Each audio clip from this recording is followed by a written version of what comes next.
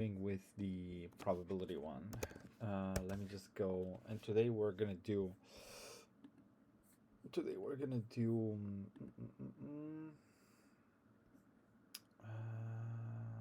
me a second. So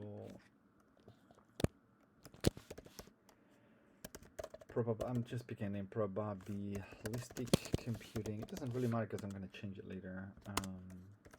Open lesson part something. Yeah, whatever. Technology. Oh yes, everyone start immediately. Yeah, okay, cool. I think you should be seeing me live now if you're following on X. Perfect. Let me just post about these.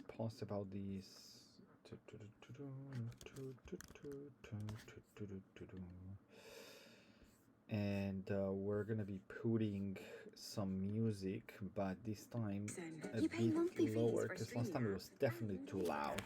And a fitness app.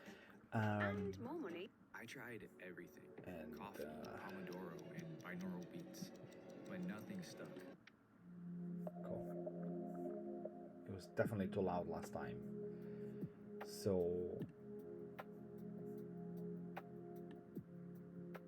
yeah, all right. Sorry, not see that because I'm on the other screen. Perfect. What are we gonna do today? We are going to use these, baby. I hope it's actually charged.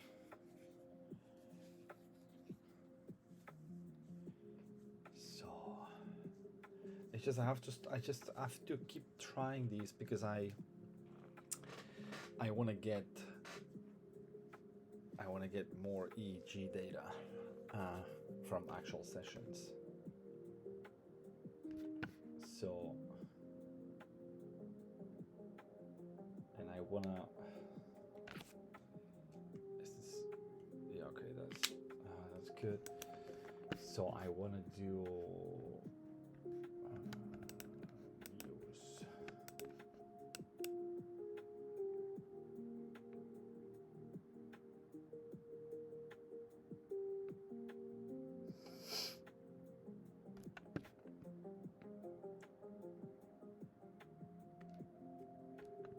Yeah, we'll figure it out. I mean, it's a poor signal, but it's fine.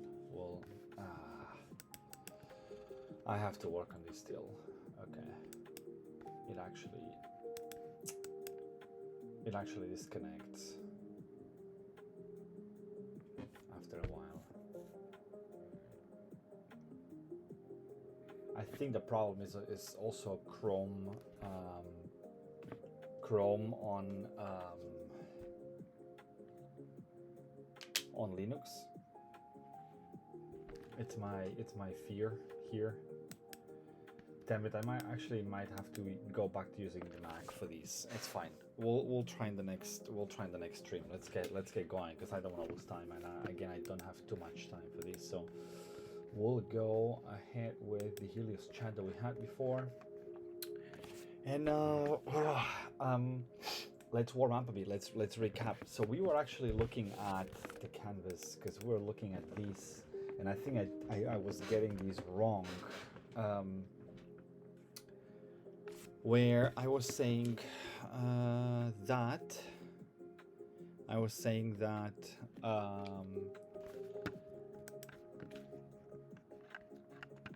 bound substitute expressions for the two non-overlapping pieces into your sum and apply to the union. The lower bound appears to intersection.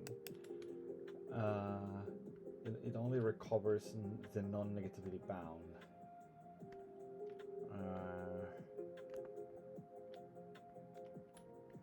So wait.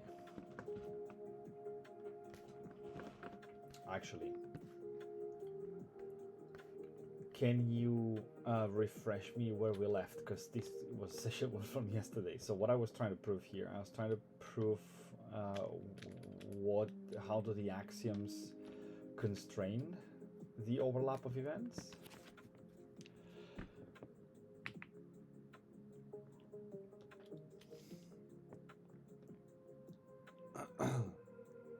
enforce a lower bound to the overlap when events are not disjoint. You have the sum of the three disjoint pieces equals to A union B. How to express these two outer pieces so the inequality isolates a lower bound on the intersection.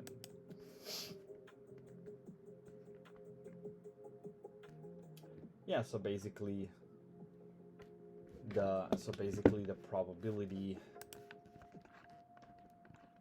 let's do this here, the probability of only A, and let's say A is green,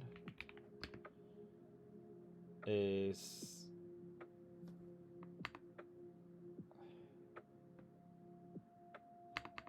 basically the probability of the intersection A intersection B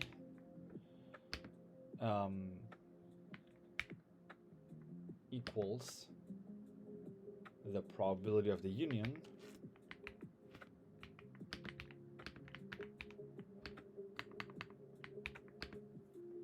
minus the probability of only A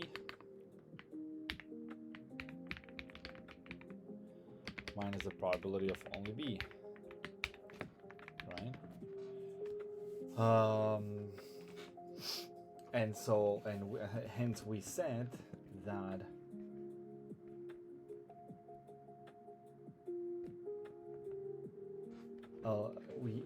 we said that. So we're trying to find a lower bound on what?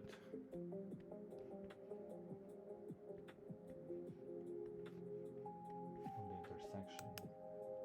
But the lower bound on the intersection is 0, right? Because essentially it could be that they are disjoint, right? It could be that they are disjoint, in which case the intersection, the union, equals the sum of its parts.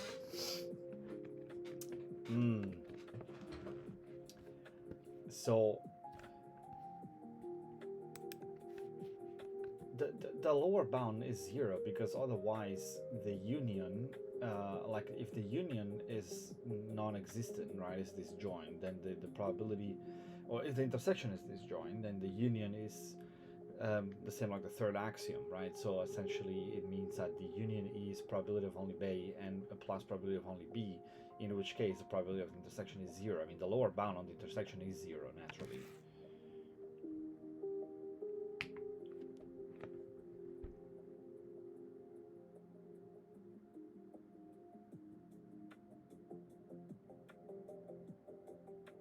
When P probability of A plus probability of B is bigger than 1. Oh, so when the probability of A and plus probability of B is 1 must happen.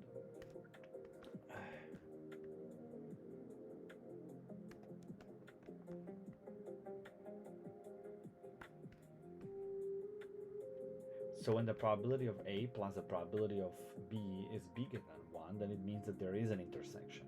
So it means that in order for the diagram to be, for the total probability of the union to not exceed 1, essentially it means that the probability of the intersection must be bigger than 0.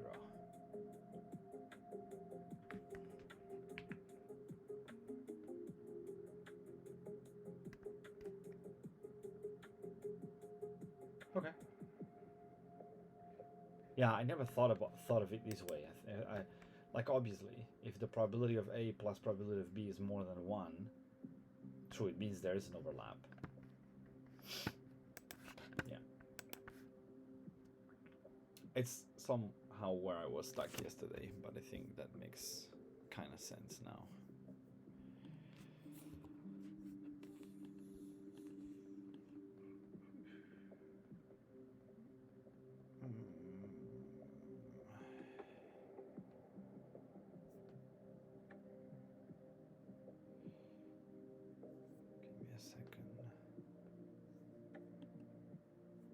Is this going? Yeah, that's there. All right, cool.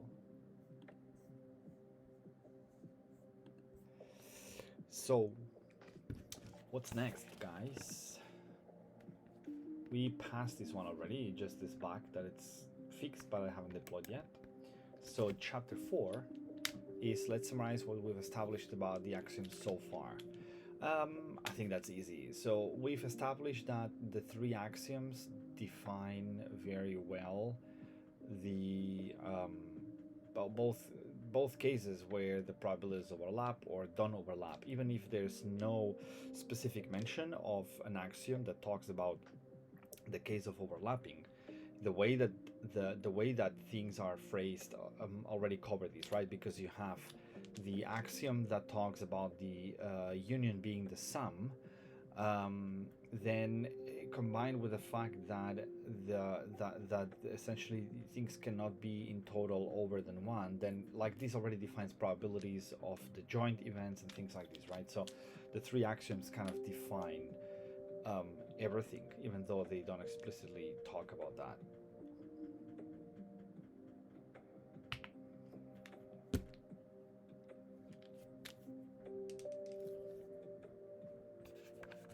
Yeah, I think that's an easy one.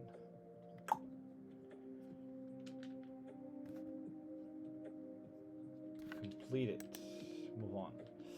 So we have chapter 4. Let's summarize. No, we've done chapter 4 now. Chapter 5. How would you express the probability of A given B in terms of joint and marginal probabilities? Okay. Let's go back. Let's go here. Let's do that again. So you have probability of A. So we'll paint that. We'll paint that green, and then we have the probability of B, right? And we'll paint that orange. So now we're talking about a very specific case, the conditional case. I know a bit about these, right? So the probability, but like let's try to derive these from first principles. The probability of A given B. So essentially, how can you know the probability of A if we know that B is true, right? Well, essentially, the probability of A, if B is true, is actually the intersection, isn't it?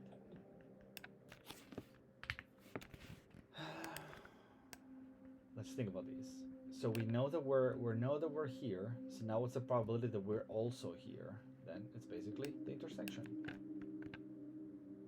right? So I'd say the probability, and I think it's written the probability of A. Fucking commercials. The probability of A, and then I think you put in whatever. I forgot what's the. I don't even know what key. What is the symbol? How do you make that bar? There you go. Wait. Here, the probability of A.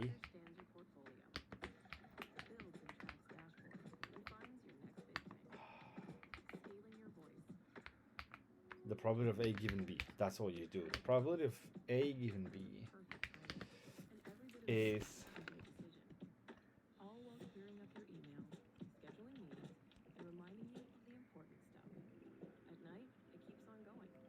the intersection.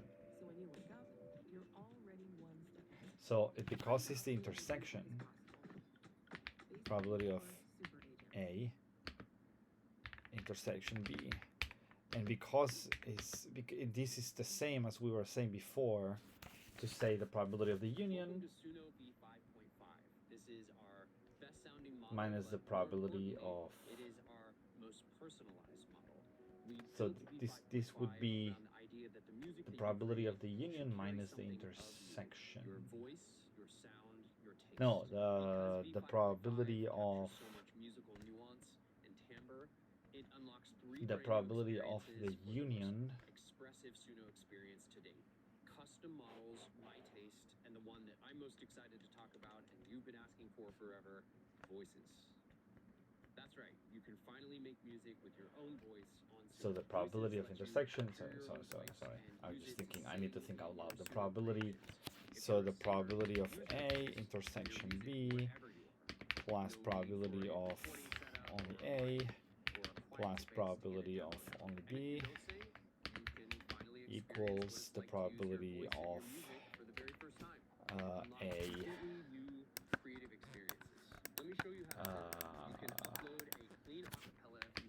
union B. So essentially we can, yeah, we can basically say it's the probability of A if B is the probability of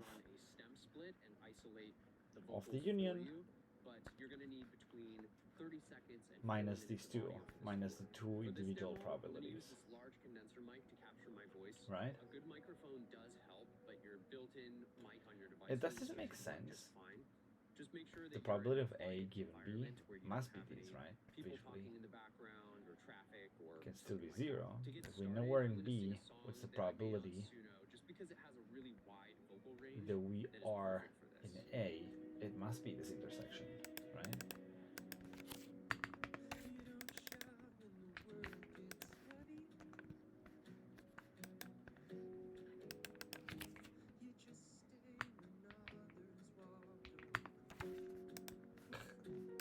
What? Let me see. So, what the shit is this commercial? No. Sorry, guys.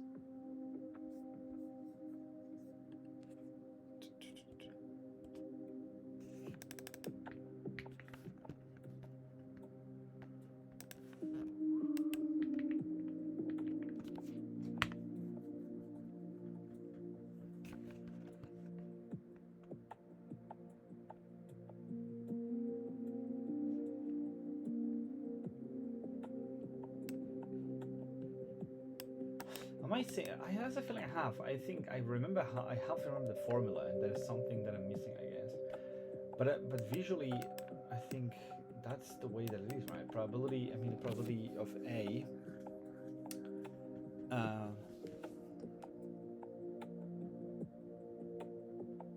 No, wait.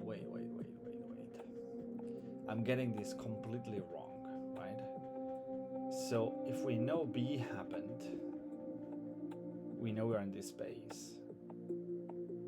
So now, no, yeah, exactly. It is the intersection piece, right?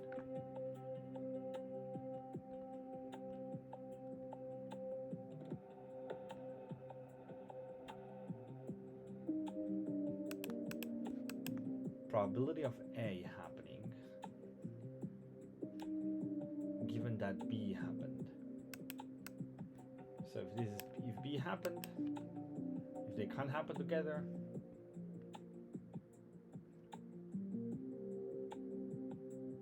okay, wait, that's true.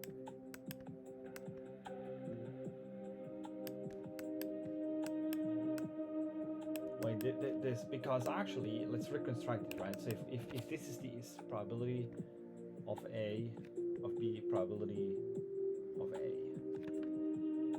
So essentially, if probability of A given B happened, yeah, that's wrong. That's definitely wrong. Probability of A given B in this situation is actually probability of A, right?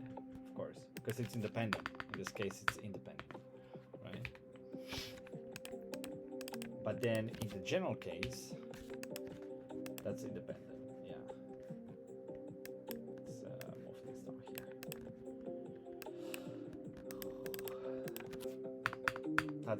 That's the case. That's this case. Yeah, exactly. But now, if we know that these things overlap, the probability, like, do we know anything else in general? If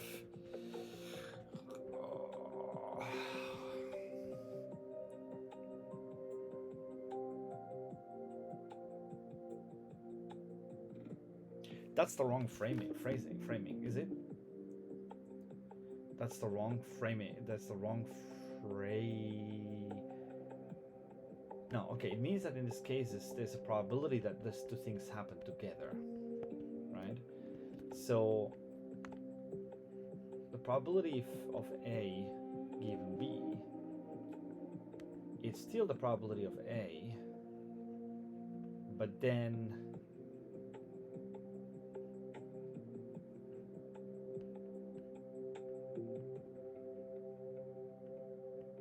how would you account for these?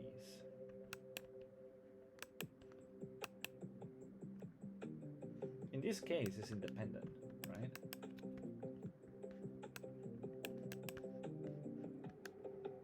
So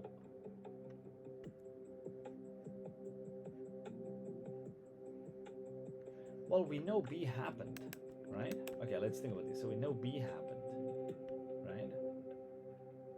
So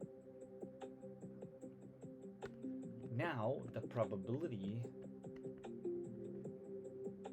that A happens, if B happened. Wait. I'm getting messed up. What's the best way to think about these? I was trying to think about these visually. As in, like, if we know that they are dependent, right? Or if we know there is an intersection, there's a case where there's an overlap, that there's a percentage of probabilities that we know that if B happens,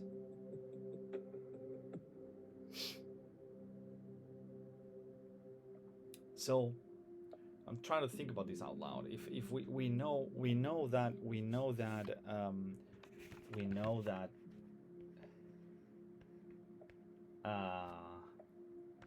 that B has happened,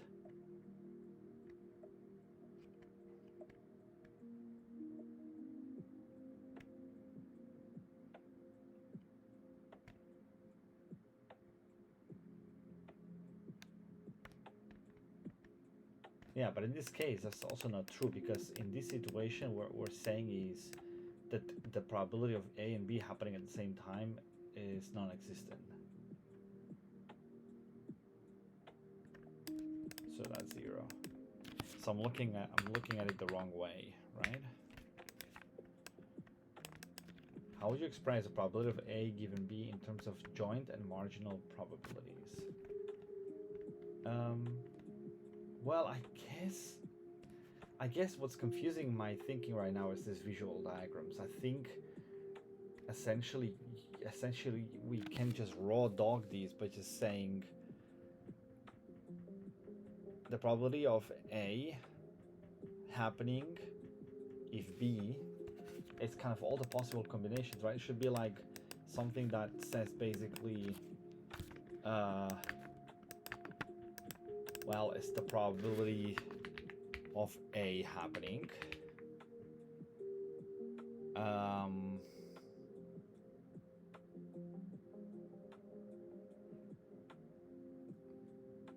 what's the probability of A intersection B happening, first of all, right? Because we know B happened, so the probability of A, if B happened, is the probability of A and B happening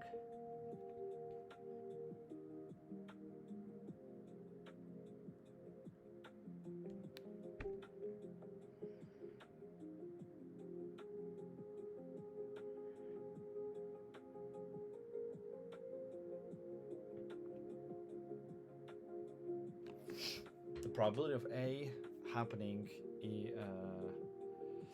given B is the probability of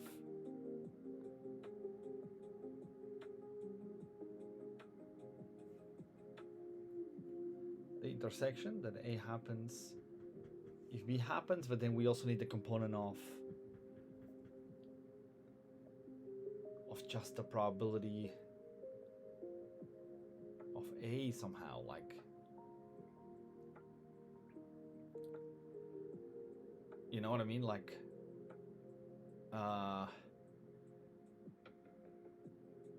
you would still need to do the probability of A happening independently.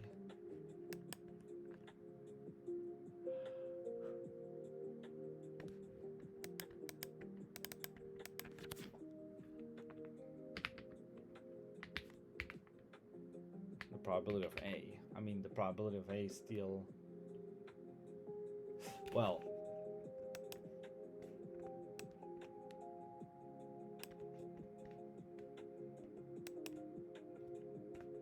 shouldn't we account for the fact that, well, first we need to say the probability. So probability of A given B is, should we start by saying probability of B happened times the probability that A and B happen together, right? So that's kind of like it's a multiplication because you're piling the facts together, right?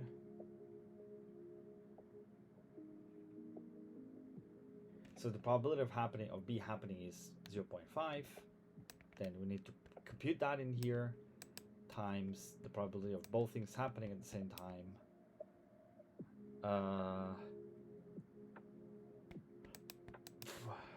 If we know these, is the joint probability, and we're asking about in terms of joint probability.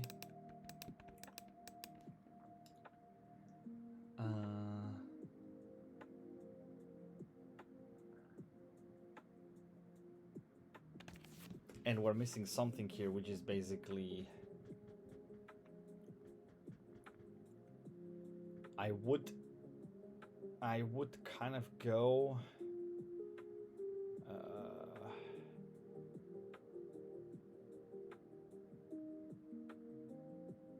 probability of B happening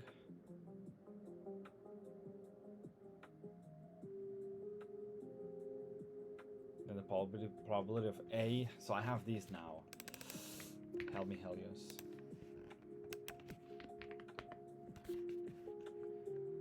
I'm missing something. I think I'm missing to divide. I'm sure I'm missing to divide for something. It's not. So I recall the formula, but I'm trying to build it up from scratch.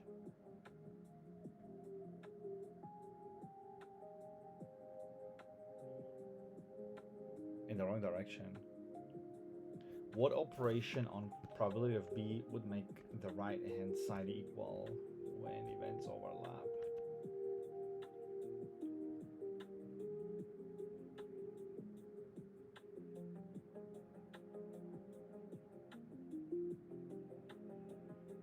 What? Like you would, it's probability of A and B happening.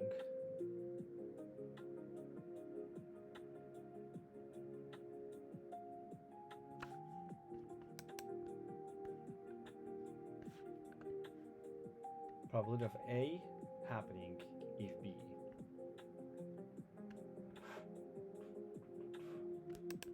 So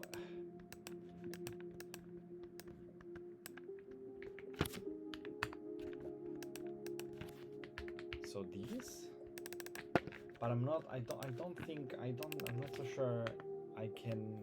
What's the interpretation of the division here? Let's think about these.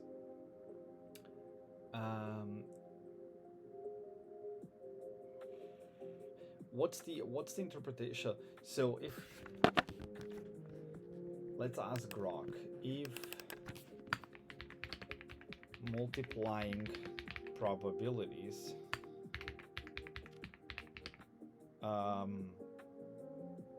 is the analog of things happening jointly, what's the analog for dividing probabilities? Is it for things not happening jointly? Right?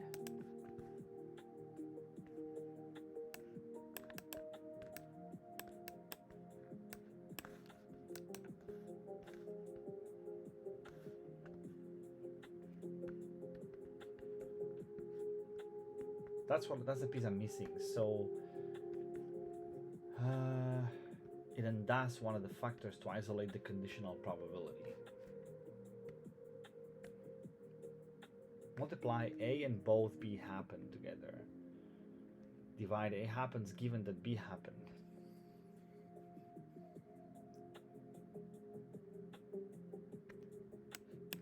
Wait, I'm not so sure I understood given that. So dividing probabilities is an analog of things happening conditionally. Why? Let's think about this for a second. So,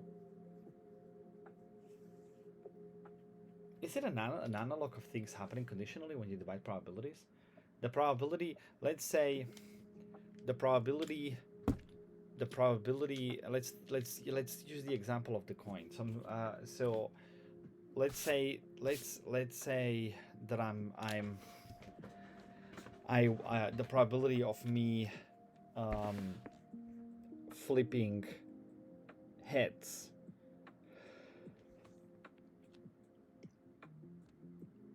if I have first flipped tails.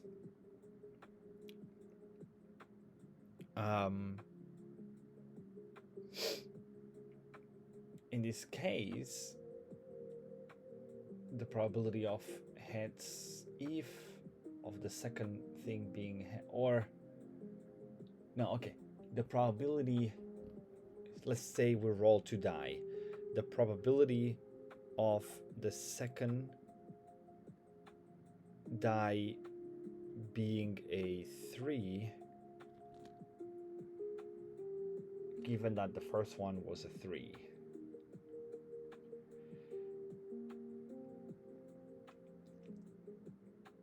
That feels almost like it would just be like the A intersection B, the 3, 3.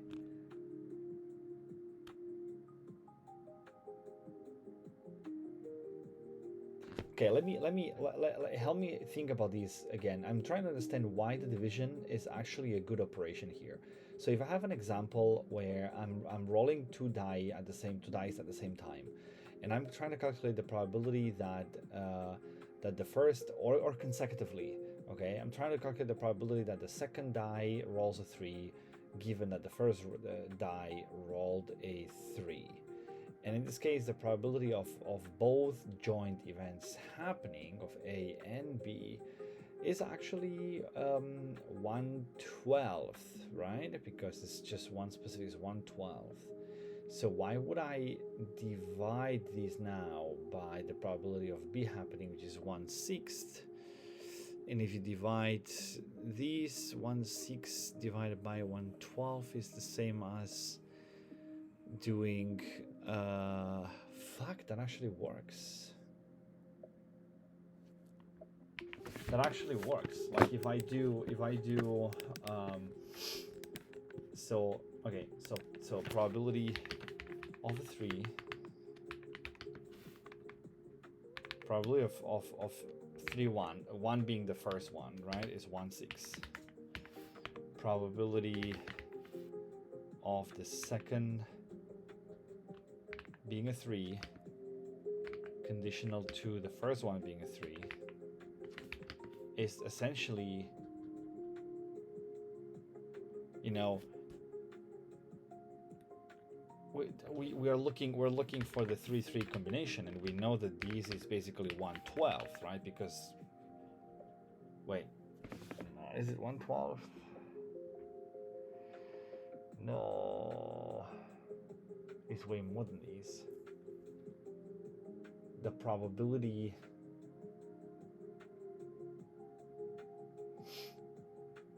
is what? No, is 1/6 times 1/6 exactly. And so the probability of seeing a 3-3, right? But now if we know already these, if we know that the first one has been already, yeah, it actually fucking makes sense, because yeah, you're dividing. So what you're saying is you're dividing. Oh, that's very neat, actually. I didn't understand that division in this case. That's what it kind of means, right? Because we're doing the multiplication. We're saying we know that already, so we do not need to account for these. So if I take these and I divide it by the probability of B, which is 1/6, then this goes away, right? Then one of these goes away, and then we end up with these, which is naturally what happens because these are two independent events, right? So yeah, okay, kind of makes sense. So multiplying is an analog of things happening together. Dividing is an analog of things having happened already, conditionally. It's like you're removing, you're undoing, right? Yep.